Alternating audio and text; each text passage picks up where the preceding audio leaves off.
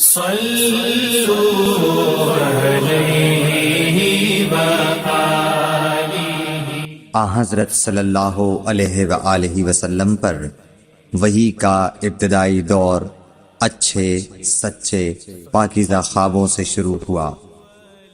آپ خواب میں جو کچھ دیکھتے وہ صبح کی روشنی کی طرح صحیح اور سچا ثابت ہوتا۔ پھر من جانب قدرت آپ تنہائی پسند ہو گئے اور آپ نے غار حرا میں خلوت نشینی اختیار فرمائی اور کئی دن اور رات وہاں مسلسل عبادت اور یاد الہی و ذکر میں مشغول رہنے لگے۔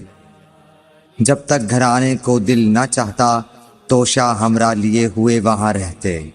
توشہ ختم ہونے پر ہی اہلیہ محترمہ حضرت خدیجہ رضی اللہ تعالی عنہا کے پاس تشریف لاتے اور کچھ توشہ ہمراہ لے کر پھر وہاں جا کر خلوت گزین ہو جاتے۔ یہی طریقہ جاری رہا یہاں تک کہ آپ پر حق منکشف ہو گیا اور آپ غار حرا ہی میں قیام پذیر تھے کہ اچانک حضرت جبرائیل علیہ السلام آپ کے پاس حاضر ہوئے اور کہنے لگے کہ اے محمد پڑھو۔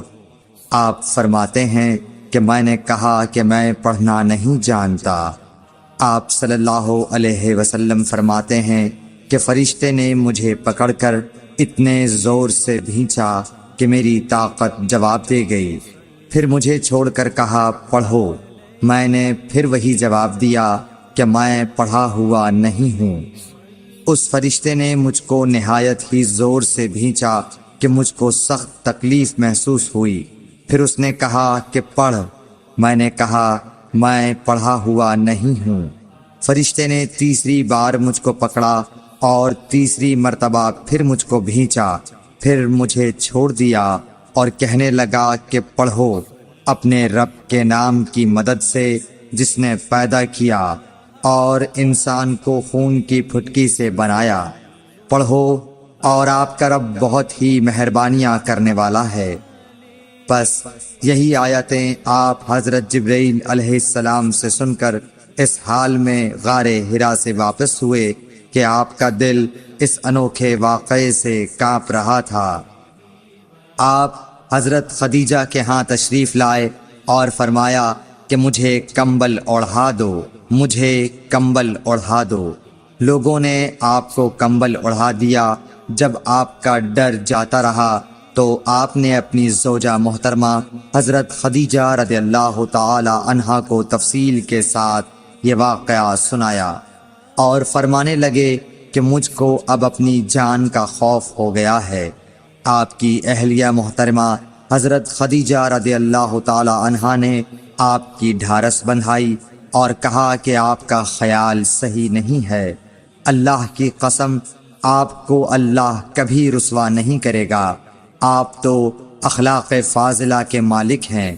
آپ تو کنبہ پرور ہیں، بے کسوں کا بوجھ اپنے سر پر رکھتے ہیں، مفلسوں کے لیے آپ کماتے ہیں، مہمان نوازی میں آپ بے مثال ہیں اور مشکل وقت میں آپ امر حق کا ساتھ دیتے ہیں۔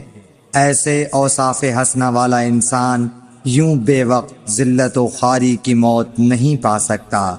پھر مزید تسلی کے لیے حضرت خدیجہ رضی اللہ تعالی عنہا آپ کو ورقہ بن نوفل کے پاس لے گئیں جو ان کے چچا زاد بھائی تھے اور زمانہ جاہلیت میں نصرانی مذہب اختیار کر چکے تھے اور عبرانی زبان کے کاتب تھے۔ چنانچہ انجیل کو بھی حسب منشائے خداوندی عبرانی زبان میں لکھا کرتے تھے۔ انجیل سریانی زبان میں نازل ہوئی تھی، پھر اس کا ترجمہ عبرانی زبان میں ہوا۔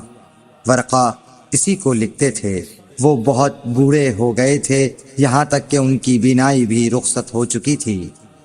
حضرت خدیجہ رضی اللہ تعالی عنہا نے ان کے سامنے آپ کے حالات بیان کیے اور کہا کہ اے چچا زاد بھائی، اپنے بھتیجے محمد صلی اللہ علیہ وسلم کی زبانی ذرا ان کی کیفیت سن لیجئے۔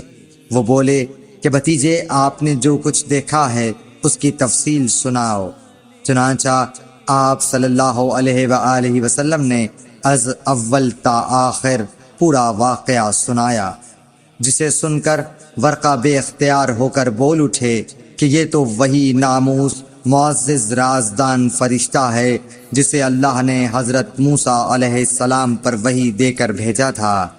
کاش میں آپ کے اس عہد نبوت کے شروع ہونے پر جواں عمر ہوتا، کاش میں اس وقت تک زندہ رہتا جب کہ آپ کی قوم آپ کو اس شہر سے نکال دے گی۔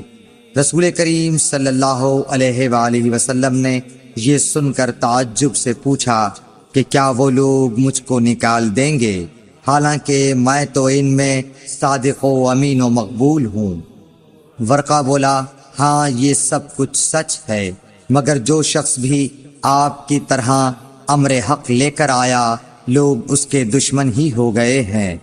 اگر مجھے آپ کی نبوت کا وہ زمانہ مل جائے تو میں آپ کی پوری مدد کروں گا، مگر ورقہ کچھ دنوں کے بعد انتقال کر گئے، پھر کچھ عرصے تک وحی کی آمد موقوف رہی۔ صحیح بخاری حدیث نمبر 3۔ صلوا